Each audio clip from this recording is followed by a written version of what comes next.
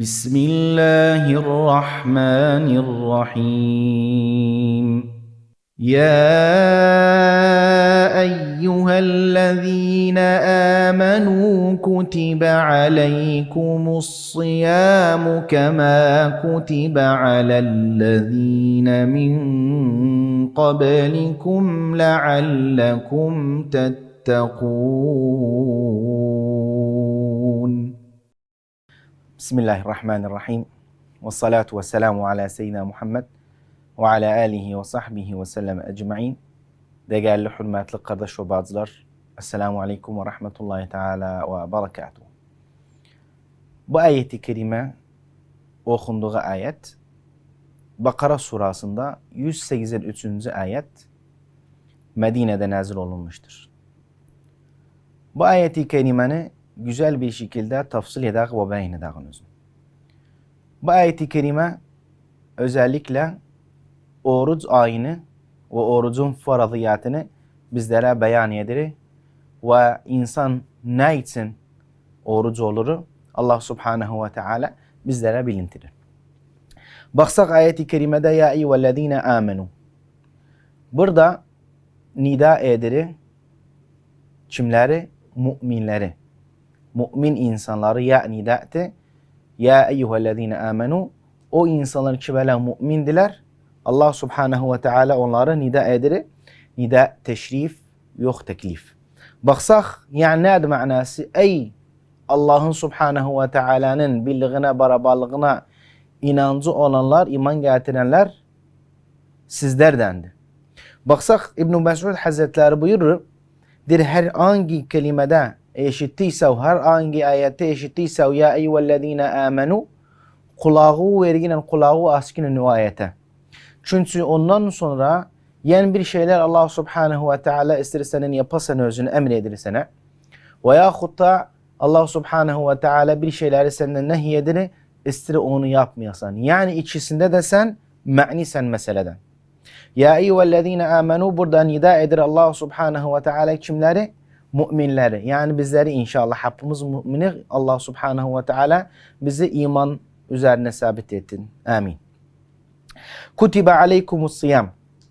Kutibe manası furida. Ey ulzime.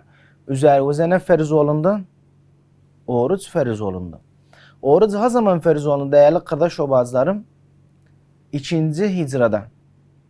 2. hicrada oruç ferz olundu Müslümanların üzerine. Ondan önce ferizler geldi. 2. hicrada oruç ferz olundu Müslümanların üzerinde. Siyam ne demekti? Hepimize bellidir, malimdi. İmsak edeceğiz muftirattan. Bütün muftiratlar neler oruç kılırı?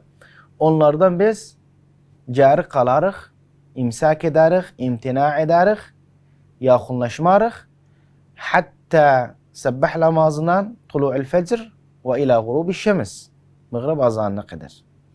Yemeğinden olsun, içmeğinden olsun, cimainden olsun bütün muftiratlar insan gereçtir. Bu zamanda irak olsun özlerinden. Kema kutibe alellezine min qablikum. Burada kema sizden evvelkiler teşbih edir özlerini. Kutibe alellezine min qablikum sizden önceki ümmetler için.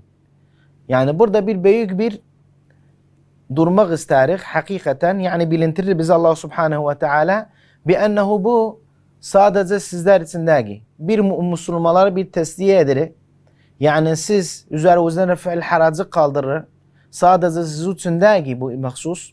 Ve innema sizden evvelkiler de orucuklar var idi. Ve aynen vakitte tevhid eder risaleni. Yani bütün Allah subhanahu ve teala gönderdiği risaleler, peygamberler hepsinin tevcihi birdir. Allah subhanahu ve teala hepimizin Allah'ıdır, Rabbidir. Ve bizler için belirtir bi ennehu bu orucuk zuzavuza bir ağırlık olmasın diye sizden önce milletlerde, ümmetlerde aynen üzerlerinde oruçlar vardı. Ama Müslümanın oruculuğu bu şekilde Mağrib'den, sebbah namazdan Mağrib'ine kadar bu Müslümanların mahsusiyetindedir. 2. sene hicretinde farz olunmuştur. İndi bizlere Allah Subhanahu ve Teala ayet-i kerimede bilintirir لَعَلَّكُمْ تَتَّقُونَ. Bak. Ya eyyühellezine amenu kutibe aleykumus siyam. Oruçlar size farz olundu. Kema kutibe allezine min qablikum. Ne için? لَعَلَّكُمْ تَتَّقُونَ. Ha, yani oruçluk o da ki biz aç kalak, susuz kalak. Oruçluk o da ki biz imtina edağım muftiratta. Yok. Bunları yapırıq hapsını. Sebep nedir? Asıl gaye nedir? Allah Subhanahu ve Teala'ya ehli takva olağın. Takva ehlinden olağın.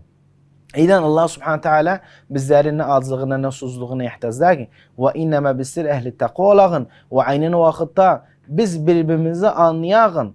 O insanlar vardı ki zengindiler, bu susuzluk vaktinde kaldıklarında o zaman fakirleri anlayacaktılar.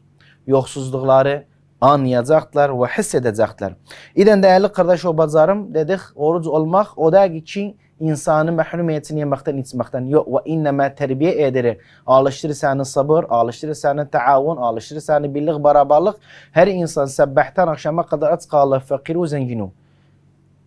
Büyük devlette olan, normal bir insan olan. Ve aynı vakitte oruç büyük bir medresedir. Bizlere Allah Subhanahu ve Teala'nın murakabatını ve makafatını alıştırır. Çünkü oruç olmak hatta insanlar halvatında olduğu zaman, kimse tarafında olmadığı zaman elini uzatıp o yemekten, o içmekten içmir. Allah Subhanahu ve Teala'dan dileriz bizleri o Müslümanlardan etsin oruçlarımızı. لَعَلَّكُمْ تَتَّقُونَ. Allah Subhanahu ve Teala bizleri ehli takva etsin. Amin. Ve sallallahu ala seyyidina Muhammedin ve ala alihi ve sahabihi ve sellem ecma'in. Esselamu aleyküm ve rahmetullahi teala ve berekatuhu.